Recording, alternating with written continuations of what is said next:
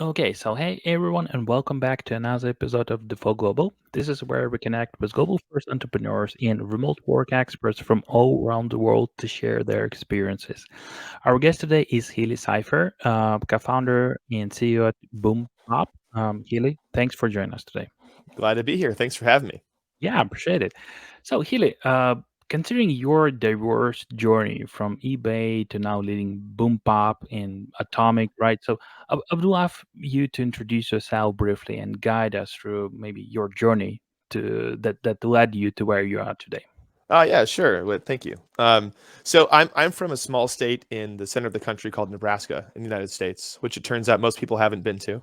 Um, I grew up for a big portion of my life in Saudi Arabia, in Riyadh, for about 16 years, and then came back to the States. Went to school in Philly, consulting in New York, which I didn't love, and then eventually made my way out to Palo Alto in 2010 to join my first startup. And I kind of hit a lottery with I joined as a number two person.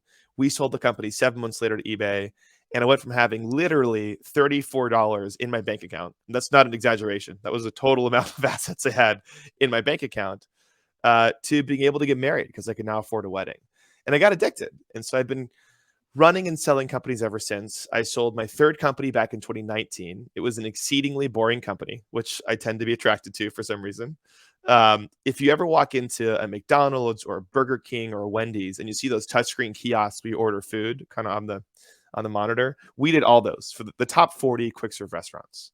It was a great business. I ran it for about 15 months. We sold it to a wonderful buyer, Verifone, who is kind of a leading um, point of sale payments provider. And after that, I was kind of trying to figure out what to do. Do I want to move to Oaxaca, eat crickets for a while? It turns out I don't love crickets as much as I thought. Or do I want to get back into the startup scene? And so a good friend of mine, Jack, who is the founder of a venture studio called Atomic, said, look, why don't you come join me, be my COO, help us to scale this platform, which we've done. We've 4x our AOM, we've tripled the team size, we've almost quadrupled the amount of companies we're starting. Atomic, as a quick aside, it's a venture fund in the same way you think of a normal venture fund, but the big difference is we only invest in companies that we also start.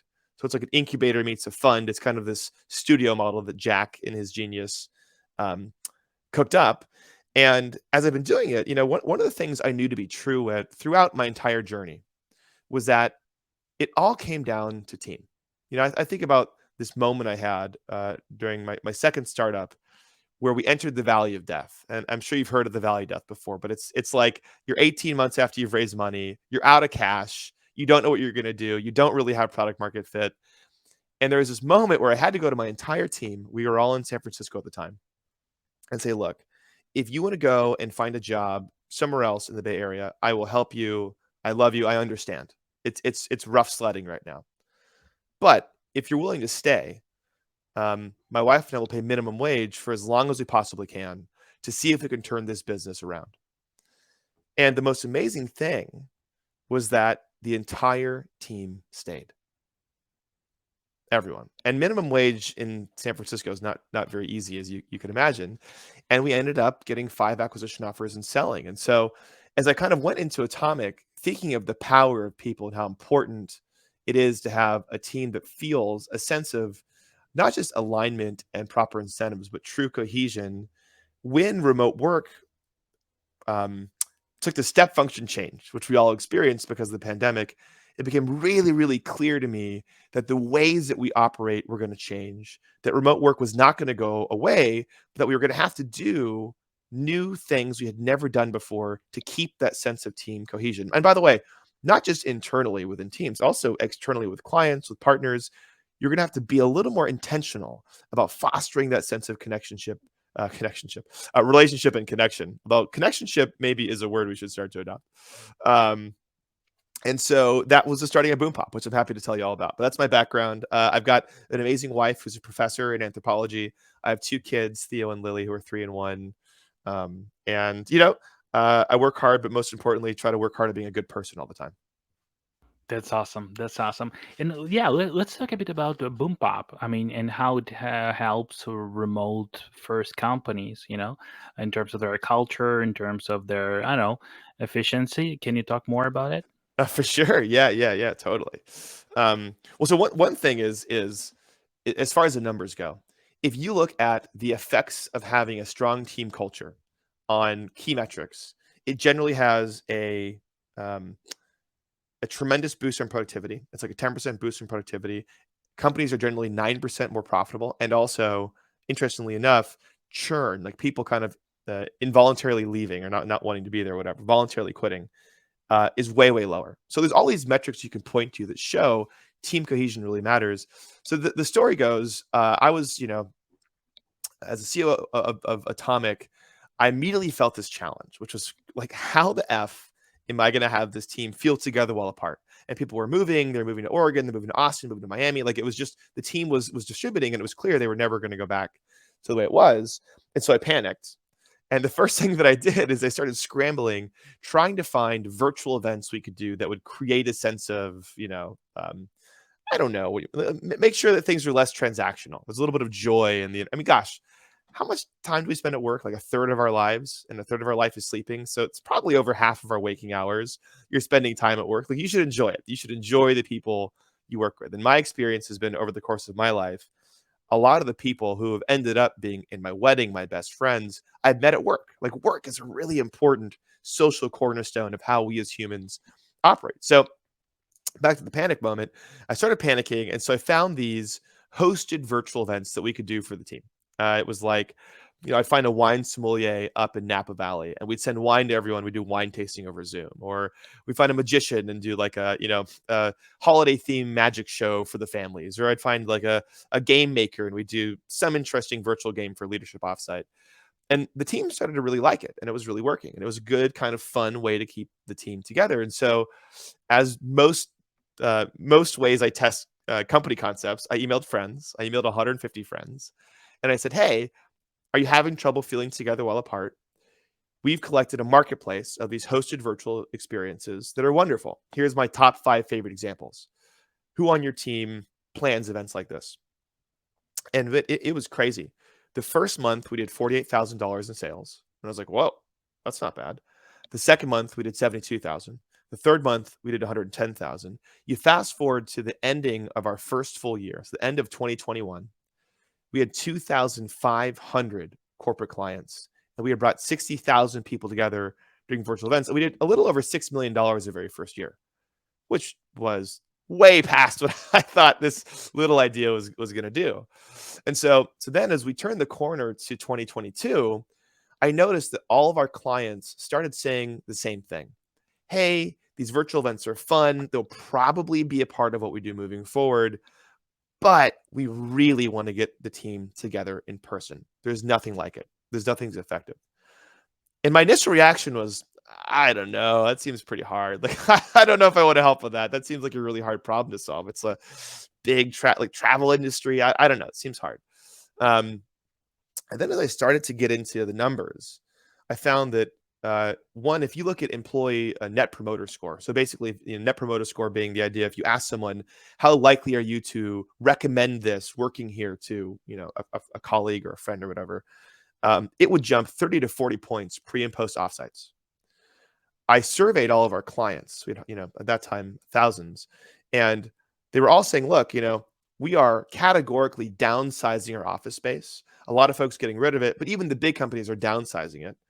And when I asked, okay, well, how much money is that that's now kind of left on the table? I did the math, and this is kind of crazy. So Castle is, it's like I guess a research company for real estate. They're expecting that office occupancy is going to level out around 50% of what it was pre-pandemic globally, 50%. And so I was like, okay, that seems like a lot of money. That's kind of like in outer space right now, but how much money would that actually be? So Cushman & Wakefield did this study that found the average company spends $11,700 per year per employee on facility spend. And it can go up and down. Like in San Francisco, it's way more than that. In New York, it's way more than that. In Atlanta, it's way lower. I'm sure in places in Ukraine, it's lower. It changes globally, but the average global, 11,700. And if you look across the top 180 cities that have most workers on the planet, that's roughly 255 million workers. That means that, this is the crazy stat, $1.5 trillion of spend that used to be spent on office space was now up for grabs. And so I asked myself, what are these companies going to spend it on? And this was a survey we sent out, and a lot of them said, well, we're gonna extend runway, we're gonna kind of beef up our balance sheet, have a better cash position. But 60 to 70% said we're gonna dump the majority of that savings into meetings, into events and meetings, getting our team together. And I was like, what? That's crazy. And so I looked at it, and here was the big aha moment for me at BoomPop. There's all these travel companies out there that do, corporate booking, and there's a bunch of stuff. But specifically, there's this really boring, again, I love boring industries, boring part of meetings and events called small meetings and events. And to give you a sense of the size, in the US alone, every single year, there's anywhere between $500 and $900 billion spent on meetings and events. Crazy. Every year. It's insane. It's like one of the largest industries out there. It's after, like healthcare and real estate. It's like freaking meetings, and 52% of those, though, are what's called unmanaged meetings. And what an unmanaged meeting is, it means it's like the random director of engineering who's just like, oh man, I got to get my team together. I got to figure it out. And you just go rogue and you try to figure out how to bring your crew together.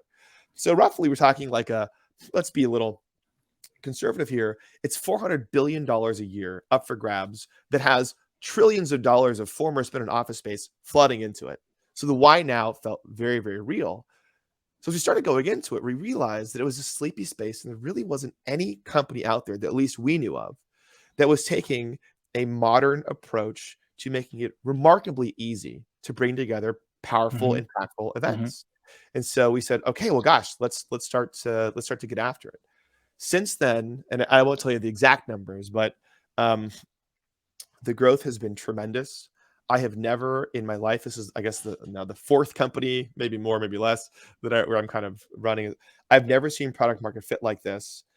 And there's some very, very interesting insights we're finding. So one example is, of all of our clients now, 64% of them are planning an event for the first time in their life. And Satya, who is the CEO of Microsoft, famously said recently at a keynote, he said, it's wild, but in 2023, in order to be a good manager, you have to be an excellent event planner. Think about that. That's so, like, you would have never thought that was what you're going to hear. So the long story short is BoomPop is one-click meetings and events. We focus on distributed teams. That, yes, it means remote first. Any team becomes distributed over a certain size. You and I both know that, being in the industries we're in. And we want to make it as easy to put together an event as buying products on Amazon. And I think we're on a path for it. Got it. And speaking about flexibility, right? In one of your recent posts, you mentioned that companies built during this economic downturn that we have now have to be extremely scrappy, capital efficient, and disciplined, right? Can you go a 100%. bit deeper on this and share some practical action items that company can do? Maybe something that is related to hiring. I mean, from my perspective. In my business, like for example, a couple years ago, the main motivation for companies to go global were just it was hard for them to hire talent in the US. Right now, they're trying to cut their cost, just going global, hiring from different countries. Maybe you have some other examples. Maybe you can provide some examples from Atomic's portfolio or Yeah. from your company's perspective. Yeah. So a couple thoughts. So first is, yes, no question, every company out there is having a hard time.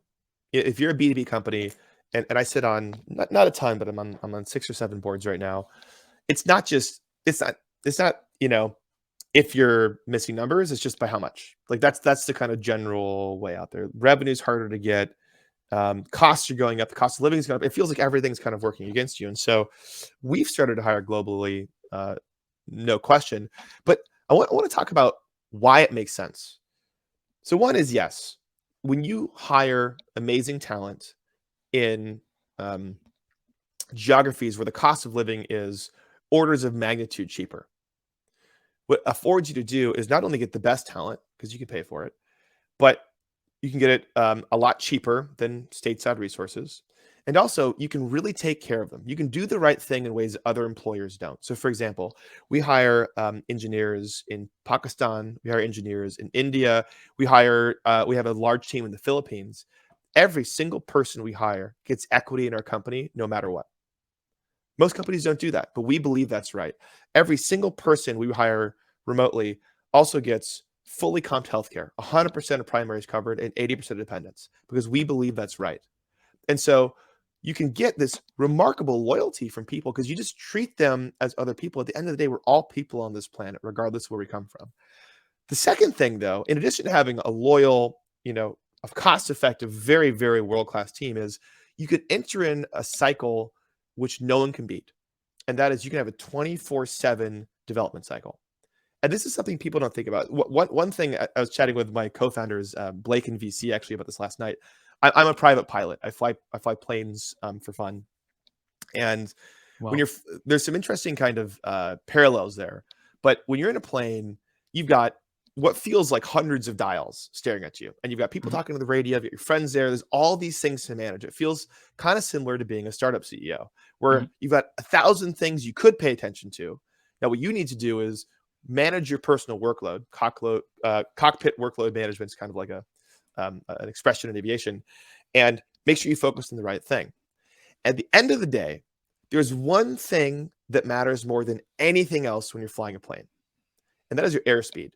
Because if you get past or beneath a certain airspeed, your plane is going to fall out of the sky. And if you're not high enough, you don't have a chance to recuperate. I think the exact same thing is true for startups. Speed is all that matters. Time is your biggest enemy when you are a small, scrappy company. And so if you can get to a place where you have a 24/7 dev cycle, where you're designing during the day, you hand it off, you do the specs, you hand it off, your engineering team works all night, hands it off, and you get into the cycle, you can do so much so quickly. Um, so that's anyway. There's a bunch of reasons I think that it really makes sense to hire global talent, and happy to go into that. Yeah, Another con. Oh, sorry. Yeah, go for it. no, just quick question. And how do you approach global hiring when it comes to choosing the right location, the right country, right? Do you have any, I don't know, checklist? Do you have any criteria for a country? Maybe something related to employment law or time zone, as like you mentioned. Maybe some economical situation in a specific country. Can you go deeper into this question? Yeah. I mean, we're probably not as sophisticated as you'd like us to be on this. I think it comes down to us, honestly, on relationships. If people on our team have pre-existing relationships with teams in certain locations that they trust, that we port them over from their own company. So that's been the primary way we've done it. Um, we, for example, have some amazing engineers in Pakistan that all were part of formal teams at Apple, and they're incredible. We have an amazing team in India that an engineer of ours used to work with, and they're just so good and so fast. And so those are kind of the examples. We have a Philippines team because one of our former executives lived in the Philippines and knew a bunch of great people there. So that's kind of how we did it. I think broadly, you do have to weigh in certain amounts of kind of like baseline things. So one, will they have consistent access to internet? That's seems like an obvious one, but it's important. Two is there any kind of sociopolitical, geopolitical volatility you should consider? So places like Venezuela can be pretty hard, Um, the third is also is your infrastructure set up? The good news is a lot of companies like Deal and Remote.com have spent a bunch of time making that easy, so that's been great. But that's kind of how we think about it. I think as much as I hate to say it, like you need to have people you can communicate well with. And so if your primary language is English, for our example, like they need to Mhm. be proficient in English. You'd be amazed how things get lost in translation. And then we actually, for what it's worth, we hire people internationally the exact same way we hire uh, domestically, which is the same test, the same process. Like Mhm. we treat them and we truly treat them like the same, like they're on the team with us. That's our goal. Mhm. And you mentioned that those employer of record companies like Deal and Remote.com. Mhm. So I assume that you use at least one of them, and you hire your guys as contractors, or you use this employer of record services that those companies Yeah, we provide. use employer of record services, so they're actually full-time employees. Got it. Okay. Okay. That's clear.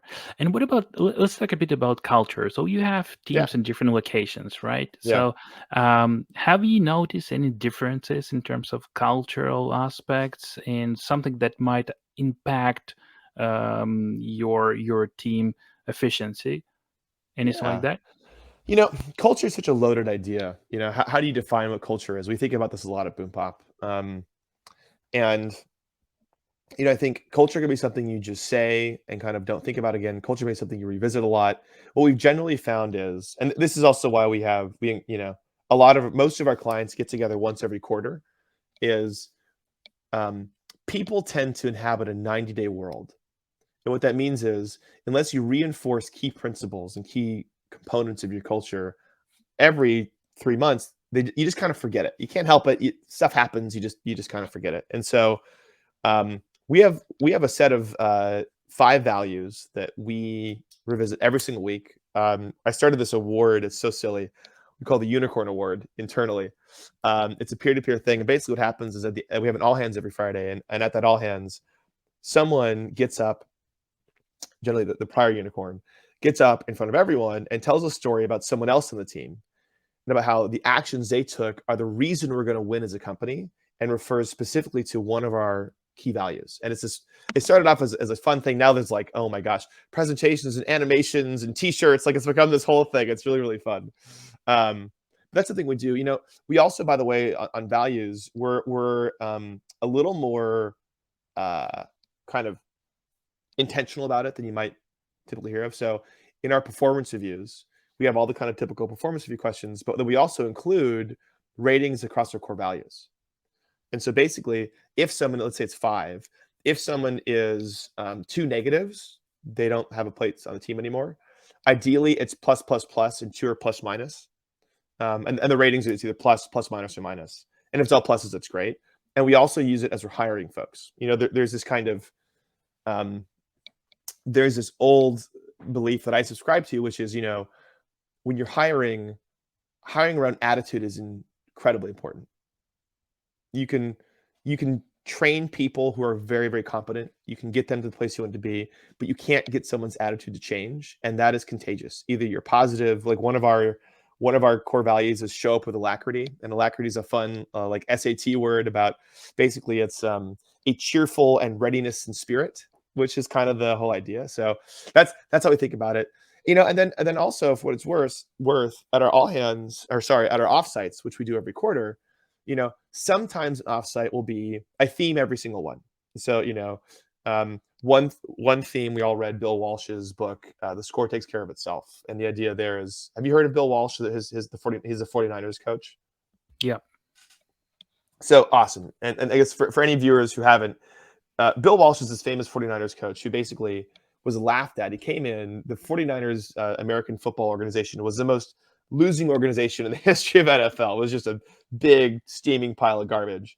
And he came in and he was laughed at because he famously did all these specific things that didn't seem to make any sense to anyone. He would run drills down to the inch. He would spend time teaching the people answering the phones in the front on the script to say it, how to answer it, all about professionalism. He would labor over how the lockers are set up and the players came in.